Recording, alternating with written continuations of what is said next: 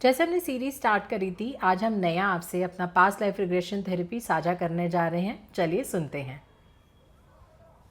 एक बड़ा छोटा सा किस्सा है बट बहुत ही इंटरेस्टिंग है। 2 दिन पुराना ही है। कोई लेडी आई और वो हमें कह रही है कि उनका बच्चा बहुत खाना खाता है, रेगुलर मांगता रहता है। और उनको शक हुआ कि ऐसा क्या है कि हर 2 घंटे बाद उसको एक पराठे की डाइट लग रही है, दूध चाहिए। वो जा कहाँ रहा है, उनको समझ में नहीं आ रहा था। तो जब उन्होंने मुझसे कांटेक्ट किया तो मैंने थोड़ा सा ध्यान लगाया तो मुझे मालूम चला कि ये कोई पुराना पास्ट कर्मा है। उनके हिसाब से कोई नेगेटिविटी थी बट मैंने कहा ये पास्ट कर्मा है। तो हमने वो सेशन प्लान किया, वो सेशन उन्हीं के ऊपर किया। जब हमने प्लान करके सेशन किया तो हमें मालूम चला कि जो उनका बेटा था वो किसी जन्म में किसी राजा का राजकुमार था। और वो कम से कम 8 से 9 जन्म पहले की बात थी। और वो बहुत बड़े राजा का बेटा था और वो तीर कमान सीख रहा था।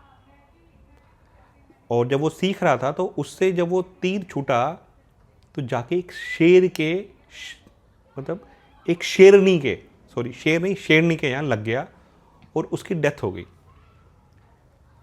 अब समझने को देखा जाए तो इसमें क्या गलती हुई, वो था हमने उस शेरनी का आह्वान किया क्योंकि वो मुक्त नहीं हुई थी। तो हमने जब उससे पूछा कि आपने क्या कर्सेस दिए हुए हैं तो उसने कहा कि मेरी इसके तीर लगने से मृत्यु हुई थी, मेरे 3 शावक थे, वो भूखे मर रहे हैं, तो मैं इसका खाना छीन रही हूँ और अपने बच्चों को दे रही हूँ।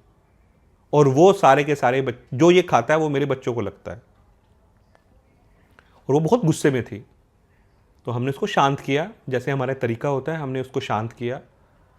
और हमने उससे पूछा कि बस आप ये बताएं कि आपको तीर कैसे लगा और तीर लगने के पीछे की स्टोरी क्या है, पहले आप समझाएं। और दूसरी बात, क्या ये सोल कॉन्ट्रैक्ट था, आपने खुद नहीं चाहा था?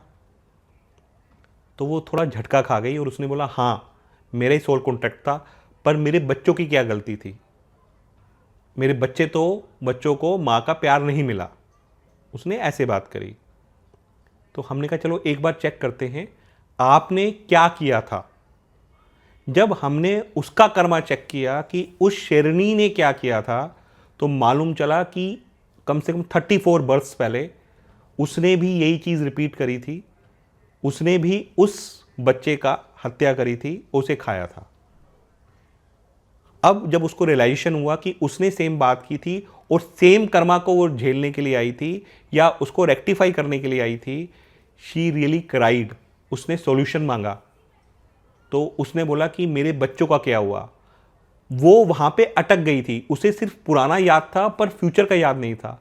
उसे हमने फ्यूचर दिखाया कि देख बच्चों का क्या हुआ। आप यकीन मानोगे 3 बच्चों से आगे 16 जनरेशन्स निकल चुकी थी। She was so happy.